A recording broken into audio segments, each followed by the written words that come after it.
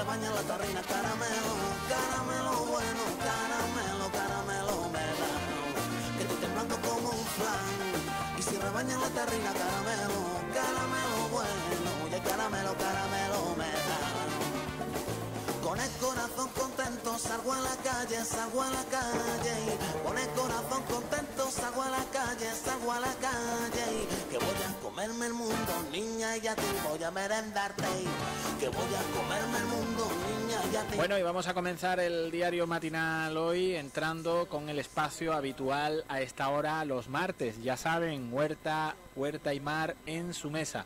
Este espacio que se realiza gracias a nuestro chef particular, el amigo Joaquín Mancebo, como saben, uno de los grandes chefs de cocina, que viene a comentarnos sus recetas y sus trucos para que vayamos aprendiendo y vayamos mejorando en la cocina.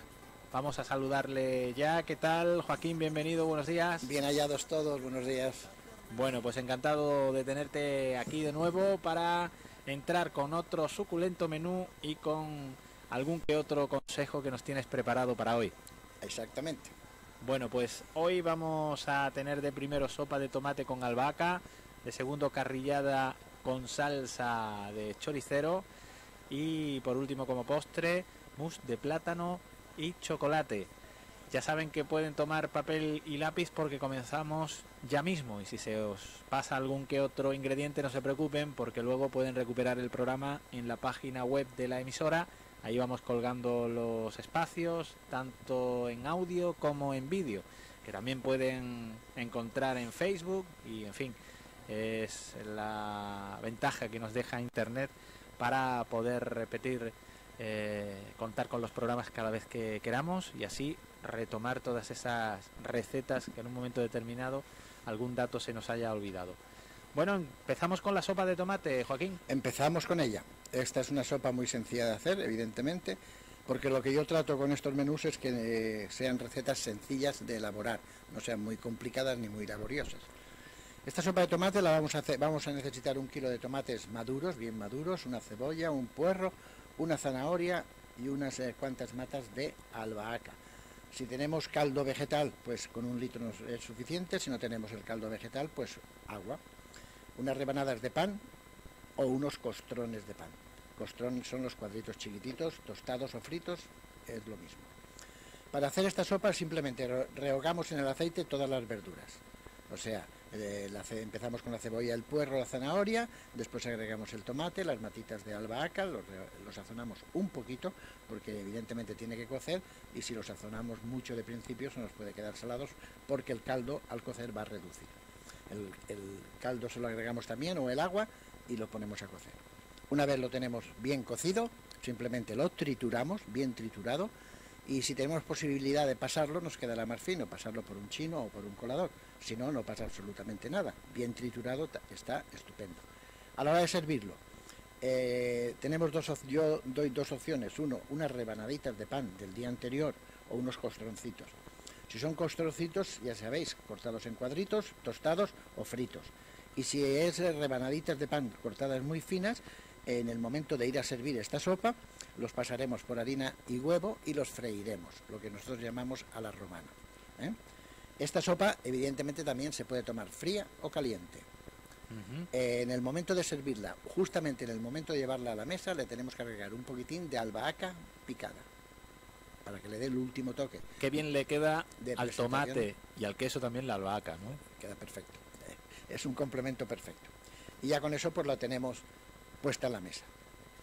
Las carrilladas con salsa de choricero, necesitaremos las carrilladas limpias, los choriceros, algunos pimientos choriceros, ajo, pimiento rojo asado, o podemos sustituirlo por piquillos, también aceite de oliva, puré de patatas que haremos al final, vino blanco, brandy, sal, un poco de pimienta.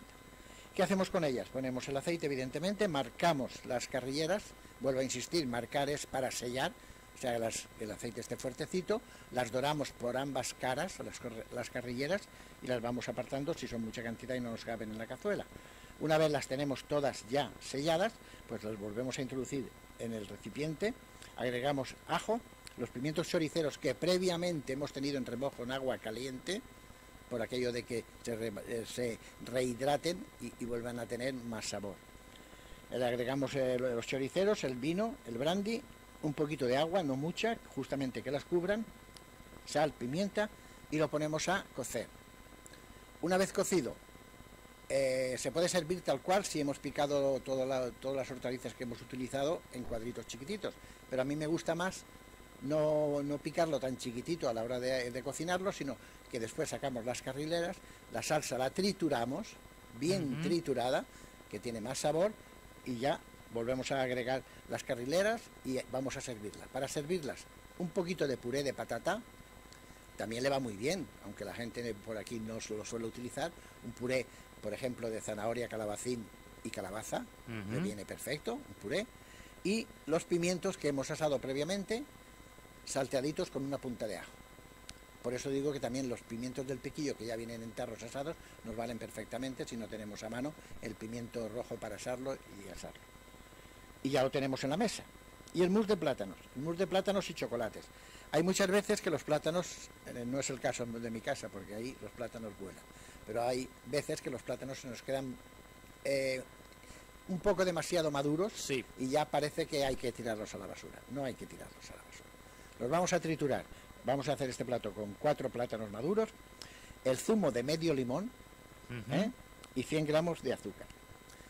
Los plátanos los machacamos o los trituramos.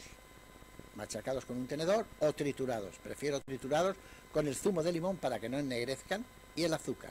Y hemos hecho un puré, puré de plátanos. A ese puré de plátanos le agregamos un cuarto de litro de nata montada con 50 gramos de azúcar y lo ponemos ya en los moldes donde queramos. Esto tiene otra opción. La opción, el chocolate, voy a aclarar primero, el chocolate es para servirlo a la hora de servirlo. La mousse de plátanos una vez tenemos hecha la mezcla del puré de plátanos y la nata montada, lo ponemos en los recipientes que les vayamos a servir, bien sea individual o bien sea colectivo para todos, y lo podemos meter en el frigorífico si lo vamos a utilizar hoy o mañana o incluso pasado mañana, a 2 o 3 días. También lo podemos meter en el congelador, que se congele, y servirlo luego como un helado, que también está muy bien. Es un helado muy fino. A la hora de servirlo, ahí vamos con el chocolate. Chocolate de fundir, el chocolate que nosotros llamamos el negro, que se suele llamar, que es el más puro. Lo fundimos bien en el microondas, que se funde muy bien, sabiendo la técnica, ojo, porque si no, lo que haces es una pasta. Sí, ¿cómo sería la técnica? La técnica es que hay que fundirlo muy lentamente, y a ser posible en baño María. O sea, un recipiente con agua, otro recipiente con el chocolate, y no ponerle máxima potencia, sino ponerle una potencia de la intermedia de 350 o 500 vatios. Si no tenemos a mano el chocolate para fundirlo o se nos ha olvidado, podemos recurrir al clásico sirope de chocolate, que se utiliza para los helados. Eso por encima. A mí me gusta más el chocolate que hemos fundido porque lo fundimos en el último momento y está un poco calentito y le da otro sabor y otro estilo. Claro. Y ya tenemos ahí el postre.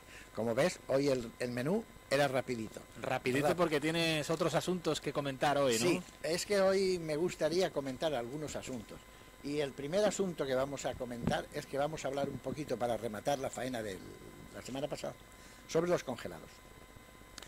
Los congelados tenemos que tener en cuenta que es un producto yo siempre digo que es muy saludable, con muchas garantías higiénicas, porque ha sido manipulado correctamente, ha sido ultracongelado y ha hecho la congelación, lo que hace es que los organismos vivos que pudiera tener perjudiciales ese producto no los mata. El frío, al congelarse, no mueren, pero se estabilizan, o sea, se quedan parados. O sea, si hay contaminación, esa contaminación se va a parar, no va a seguir progresando, que la contaminación en los alimentos progresa a velocidad de la luz, casi. Claro. Es enorme. Entonces ya tenemos ahí el producto. Es tan importante conservarlo correctamente en el congelador, cómo descongelarlo para utilizarlo. Hablamos de pescados, verduras, mariscos. No hablamos de frutas, de verduras, perdón. Hablamos de carnes, pescados y mariscos. Ujú. Las verduras no necesitamos descongelarlas para prepararlas. Simplemente ponemos el agua, echamos la verdura congelada y rápidamente está hecho.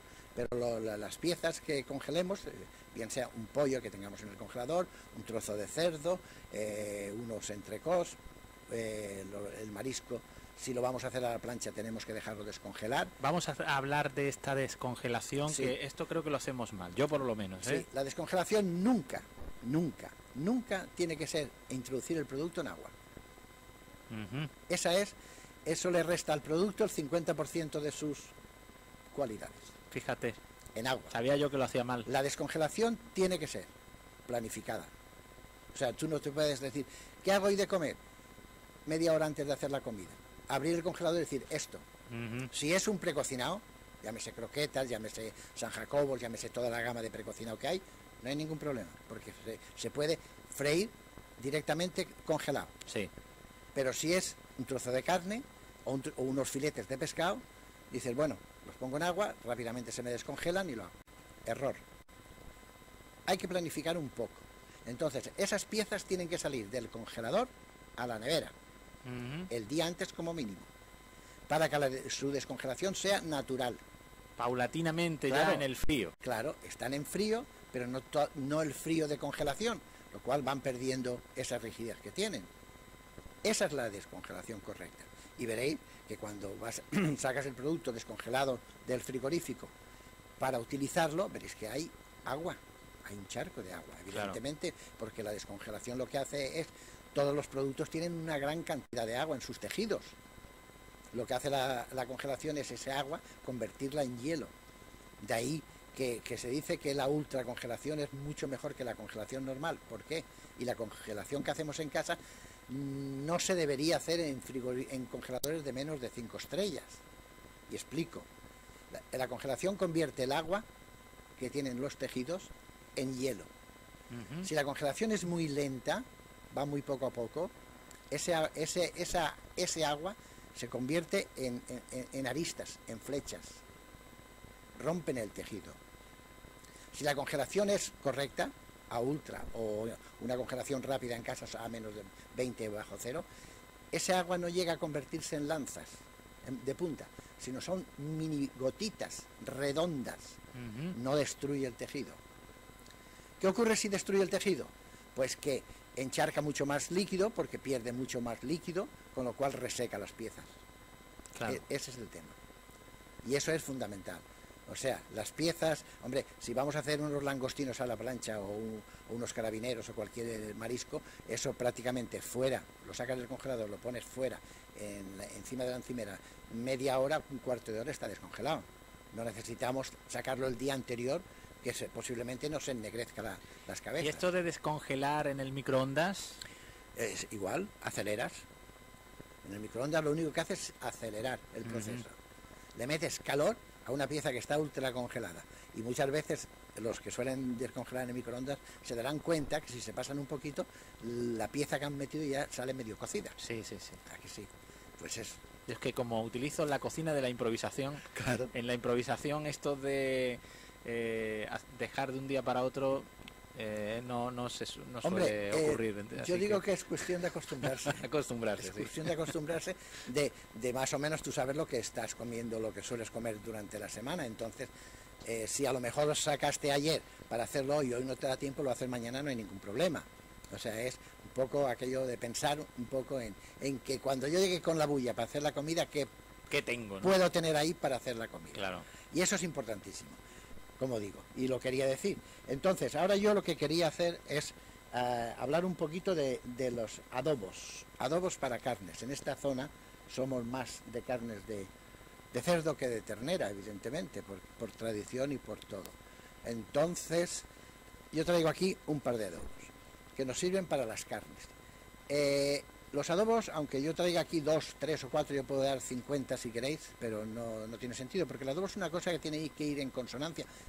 Hay unos productos básicos, evidentemente, como para un adobo el producto básico sería aceite de oliva, sería hierbas y sería pues ralladuras de alguna, evidentemente, o casi siempre de naranja, de piel de naranja o piel de limón o piel de lima, rallado. Luego un poquito de vino o brandis o algún licor que a nosotros nos guste. Aquí tengo uno. Ajo rallado, hierbabuena picada, ralladura de cáscara de limón y naranja, un poquito de canela, un poquito de pimentón picante, un poquito del preparado que viene para los pinchitos, y si no, si tenemos en casa curry, también nos vale curry. Las hierbas de Provenza, que ya vienen preparadas, sal, aceite de oliva virgen, vino blanco y brandy. Este es un adobo que nos va muy bien para las carnes de cerdo. Aquí podemos adobar la cabeza de cerdo para asarla al horno, o simplemente después para cortarla en filetes y hacerla a la plancha. Solomillo de cerdo, la pierna de cerdo o algún tipo de masa de carne de cerdo. También este adobo nos puede valer perfectamente para las aves, pollos, pavos, etc. A ese adobo también le podemos poner una cucharadita de miel. Si vamos a hacer con ese adobo, por ejemplo, unas costillas al horno, asadas, o a la barbacoa. Entonces, en este adobo tenemos que tener un mínimo de, yo diría, un día para que tomen sabor. Y después, pues, si lo vamos a hacer al horno, simplemente ir haciéndolo en el horno, de cuando en cuando regarlo con un poco del adobo, porque no lo hacemos metido en el adobo, sino lo hacemos para asar en una tartera, pero solo digamos el cerdo. No le vamos a agregar, si lo vamos a asar, nada de grasas. Antiguamente se utilizaba mucho la manteca de cerdo o el aceite, porque en el adobo ya la había, y además son carnes que tienden a tener bastante grasa, con lo cual eliminamos esa grasa. De cuando en cuando rociamos con el adobo un poco la carne para que siga tomando sabor hasta que esté totalmente hecha. Luego hay otro adobo que es muy parecido a este, que lleva ajo, piel de limón, perejil picado, hierbas de Provenza, aceite, vino fino, sal, pimentón, miel, canela y un poquito de hierbabuena, hierbas de Provenza. Hierbabuena no, porque tenemos las hierbas de Provenza también por aquí. A este le vamos a echar, no le vamos a echar la miel como la anterior, porque es muy similar y muy parecido. Otro adobo que teníamos por aquí, otro adobo. Ahora llega el momento de la caza. Ya mismo están los cazadores pegando tiros por ahí. Ajá. Y entonces aquí en Conil, con los conejos de cacería y las liebres, pues básicamente lo que hacen es arroz con ellos. Sí. Y el conejo sí lo pueden hacer en alguna salsita o demás, pero como siempre, Salsa. para un poquito duro, pero normalmente. Entonces, de toda la vida, la caza de este tipo, porque hay distintos tipos de caza, conejo de monte, cibet o jabalí, también, pues hay una receta que nosotros llamábamos cibet. El cibet no es ni más ni menos que un adobo que hacemos con vino tinto, zanahoria, puerro, cebolla, apio y laurel, todo eso troceadito. Luego le agregamos tomillo, sal, pimienta y lo maceramos un mínimo de 24 horas, la pieza que vayamos a hacer, bien sea liebre, bien sea conejo. Una vez ha pasado el tiempo y lo vamos a hacer, vamos a dorar en aceite de oliva la liebre o el conejo, bien doradito, y le vamos a agregar todo el adobo para su cocción. Una vez ya cocido, podemos, si nos gusta la salsa más limpia, pues hacer lo mismo que hicimos con la carrillada. Sacamos los trozos de carne, trituramos la salsa y la volvemos a servir. Esta salsa sí tiene un componente básico y primordial, que por ejemplo, para sobre 1,5 kilos, 2 kilos de carne limpia, ya cortada, vamos a necesitar 1,25 litros de vino. Mucho, ¿no? Sí, muchísimo. Muchísimo, por eso es un cibet. Ya mucha gente dirá, como tú has dicho, ¿mucho? ¿Va a saber mucho a vino? No, no sabe mucho a vino, porque el vino, una vez está cociendo, se va evaporando, ¿no? Y nos deja el sabor, pero no es tan pronunciado. Vino. Y además tinto, que hace que la salsa sea oscura, evidentemente. Y esta es una de las más clásicas de la cocina de caza. Bueno, para que reduzca el 1,5 litros de tinto hay que estar un buen rato, ¿no? No creas. Además, ten en cuenta que una liebre te va a cocer un mínimo de 1 hora allí, para que esté tiernecita. Conejo, al ser más chico, se puede reducir un poco el tiempo, pero 3/4 de hora, 1 hora no te los va a quitar nadie, para que esté tiernecita, porque si la caza no está tierna, que yo siempre las peleas que tenía con algunos cazadores cuando yo tenía amigos que eran cazadores y me gustaba salir al campo con ellos alguna que otra vez, es decirles que lo que los cazadores antiguamente hacían era un disparate. Era cazar, guisar y comer. Con lo cual, esa pieza, por muy pequeña que sea, un conejo chiquitito, tiene el rigor mortis. Está tieso como una piedra. No se llega a poner nunca blando, porque tiene el rigor mortis. Eso Hay que dejar pasar un tiempo, ¿no? mínimo de un día. O sea, de hoy para mañana está perfecto. Porque las carnes, que no lo he comentado nunca creo, o si lo he comentado no me acuerdo, todas las carnes necesitan un oreo, una vez muerto. O sea, una matanza de cerdo, que es una carne bastante tierna. Matas hoy y ya hoy quieres hacer barbacoa con el cerdo. Siempre está duro. Ese mismo cerdo al día siguiente está tierno, porque ha perdido el rigor mortis. Ajá, muy interesante esto. Una ternera necesita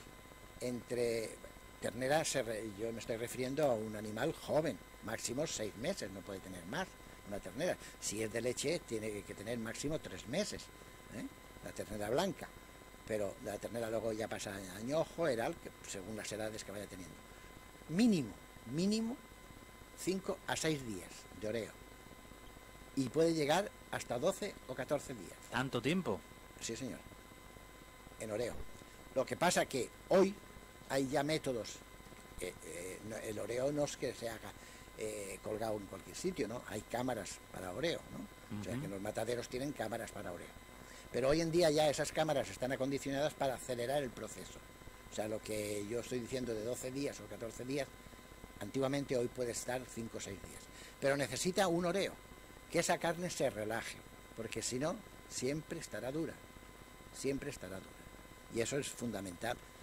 Lo que pasa que ya las carnes que nos llegan a los mercados ya vienen con oreo, pero cuando se hace una matanza como antiguamente se hacía en las casas o en los campos, que ya hoy en día se hacen menos porque es más cómodo dárselo a Barroso, que lo lleva el matadero, te lo mata y te lo trae limpito, y te quitas de todo el tema, y ya te lo trae con su oreo y demás. O sea que cuando él te lo trae, tú ya lo puedes consumir perfectamente. ¿Entiendes? Que eso es importante. Y luego ahora vamos a hacer unas costillas de cerdo en adobo para hacerlas al horno. Esta es receta completa. Vamos a hacer un adobo con zumo de limón, soja, vino de Jerez, miel, ketchup, vinagre y vinagre de manzana. Con todo eso hacemos un adobo. En ese adobo metemos las costillas durante 12 horas. Después las podemos hacer a la barbacoa o asadas. Aquí la costilla a la barbacoa le gusta mucho a la gente. Se hace mucho en las barbacoas la costilla. Pero por regla general siempre quedan duras. ¿A que sí? Suelen quedar duras, sí. Eso es. ¿Por qué quedan duras? Porque no tienen toda su cocción. Porque hemos cogido una barbacoa muy viva, se han dorado muy pronto por fuera, y luego pues ya cuando las vemos doradas decimos, ya está hecho. Ya está hecho, sí. No está hecho. Está dorado por fuera, pero están duras. Y por dentro normalmente no estarán terminadas de hacer. Entonces, ese costillar o esas costillas que vamos a hacer en la barbacoa, tenemos que, sí, yo digo que sí, barbacoa fuerte, marcamos. Barbacoa, recordáis que dije, la barbacoa tiene que tener 2 partes, una viva y una menos viva. Sí. Una vez marcadas, a la menos viva. Una costilla normal de la que venden por aquí, con un grueso de aproximadamente, no llega a 2 centímetros, 1 centímetro y algo, 2 centímetros, mínimo son 20 minutos o 25 minutos en una barbacoa. Entonces esa costilla, cuando tú la vas a comer, está tiernecita. No tienes que tirar. Está perfecta para comer. Si la haces al horno es mucho más fácil, porque en el horno tú pones el costillar. Yo lo hago mucho en casa, el costillar, normalmente, y yo puedo decir que en mi casa, a mí, un costillar me tarda 1 hora o hora y cuarto según el grueso del costillar. Porque no pensemos que porque le tenga mucho fuego, o sea, si ponemos el horno a 250 o 275 grados, que es el máximo que cogen los hornos de casa, que porque se doren muy pronto ya están hechas. No, error. Luego hay que taparlas, porque se nos van a quemar y no están hechas. Hay que, sí, de principio, que se dore, y después a bajar temperatura. 160, 170 en un horno, que se vayan haciendo tranquilamente. Y necesita su tiempo. Sí, sí, por supuesto. Es que si no, no queda hecho. Y además que me consta, ¿no?, que es que a mí me ha pasado que he ido alguna vez a una barbacoa. Yo cuando voy invitado normalmente no suelo poner pegas, pero si alguno me pregunta le digo no. Es complicado invitarte a comer a ti, ¿eh? No, no es complicado. Normalmente suelo ser muy prudente donde me invitan a comer, ¿no? Pero cuando yo les explico, al que me dice, yo le explico el por qué, dice, pues claro, puede ser así. Entonces, hazlo bien. O sea, una barbacoa no es una comida rápida. Claro, es que tenemos ese concepto. Es una barbacoa es una comida de relax. Y el primer relax que hay que hacer es que la barbacoa tiene que estar encendida 1 hora antes de empezar a hacer. Para que esté bien hecha. Las ascuas estén bien encendidas, por dentro bien encendidas, que creen esa película de ceniza blanca que yo digo, por encima, que es lo que te da, digamos, el tono de que la barbacoa está en su punto para trabajar. Claro. Y ya creo que se nos fue el tiempo. Se nos fue el tiempo, como siempre. Muy interesante, como siempre, todas las cosas que nos vas comentando y tantos temas, ¿verdad? Que tantos mitos creados sobre tantos asuntos en la cocina que luego vas desmontando poco a poco. Sí. Y vamos conociendo realidades, ¿no? Al menos yo voy conociendo muchas realidades, seguro que muchos oyentes también, ¿no? No, hombre, es que en la cocina siempre ha habido muchos mitos y todavía hay muchos mitos, cada vez se desmontan más, porque antes había mitos sobre las propiedades de los alimentos que no tienen nada que ver con la realidad. Cuando ya se ha investigado científicamente y se han visto las cosas, es otra realidad. Pero de siempre, como se transmitía como yo digo, de unos a otros, claro, pues entonces había errores garrafales en la elaboración en la cocina, que hoy en día afortunadamente se han desmontado. Pero poquito a poco pues iremos metiendo alguna cosita más. Muy bien, Joaquín Mancebo con nosotros una semana más. Muchísimas gracias, hasta la próxima. Hasta la próxima. Esa carne que son gloria bendita, esa carne tan rica, carne en el asado. Ven conmigo, no me seas papa frita, que no hay cosa más bonita que el amor devorador. Que estoy temblando como un flan, y si rebaña la tarrina caramelo.